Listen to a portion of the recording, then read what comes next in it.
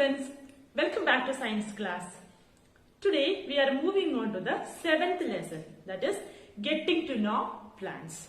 Okay, students, when we talk about plants, different varieties of plants comes to your mind, right? Some are trees, some are small plants, some are flowering plants, some are non-flowering plants, and some flowers have a particular fragrance, some does not produce particular fragrance, etc. Okay, and today we are moving on to classify the plants into different categories. Okay. Hello students, look at here. You can see a beautiful garden. Okay, you can see small plants, a big trees and a medium type plants. Okay, some are beautiful flowers and some you can see some produce a fragrant smell and some does not produce smell.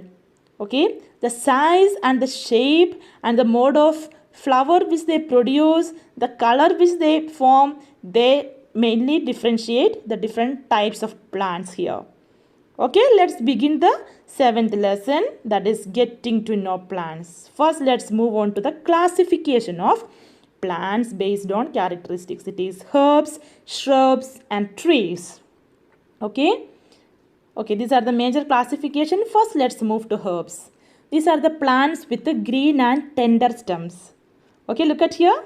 This is very small, very weak stem it has. It can easily bend. Usually it is short in height and few branches are there. Look at here, this tulsi plant. This is the best example of herbs. Okay, very small, very tender. Branches are very small and short in height. Okay, we can see some other examples of herbs also.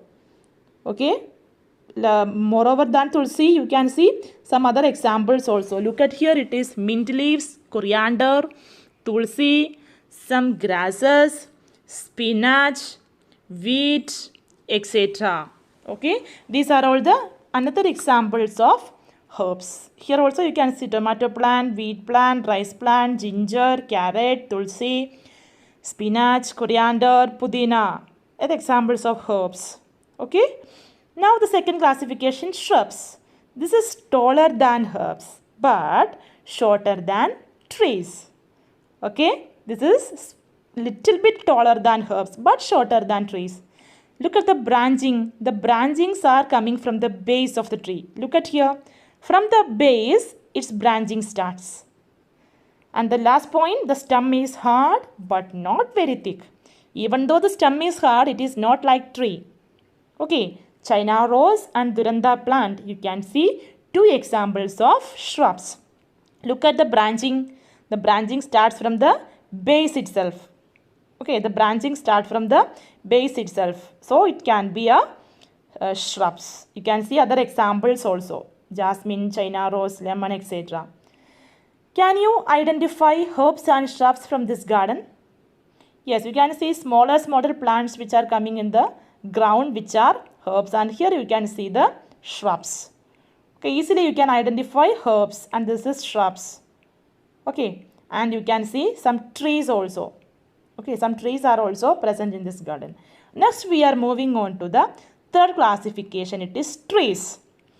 Students, trees are very tall and it is hard and thick brown stem which is called trunk.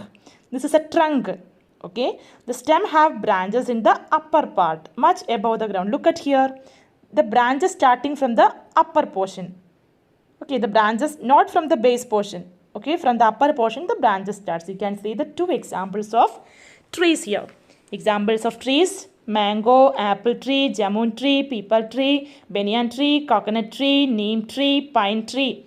These all are the examples of trees. This is herbs, this is shrub and this is trees. By looking at you can differentiate. Okay, these three are the examples of herbs, shrubs and trees. Can you identify herbs, shrubs and trees from here? Yes, the down you can see herbs. The smaller shortened size plants are herbs. Here you can see herbs. Okay, and can you identify some shrubs? Okay, not only herbs, here you can see shrubs also. These are the shrubs. Okay, comparatively bigger than herbs. Okay, and smaller than trees. Okay, these are the shrubs. And here you can see trees. Look at here, this marked portion, these are the trees. This you have to study very well. Okay, herbs, shrubs and trees we can characterize. First let us characterize as height. The herbs are very small and shrubs are taller than herbs but smaller than trees. And trees, they are very tall. They are the tallest out of these three. Okay, and the stem, in the case of herb, stem is very soft and the color is green. In the shrubs, it is hard but not very thick. But in the case of tree, it is very hard and thick. Characters, where do branches appear? In the case of herbs, very few branches. In some herbs, there is no branches at all. In the case of shrub, the branches starting from near the base. In the case of tree, the branches starting above the ground. That is the difference. Okay. The next classification. Some plants have weak stems and they cannot stand upright. We are moving on to the next classification. It is creepers and climbers.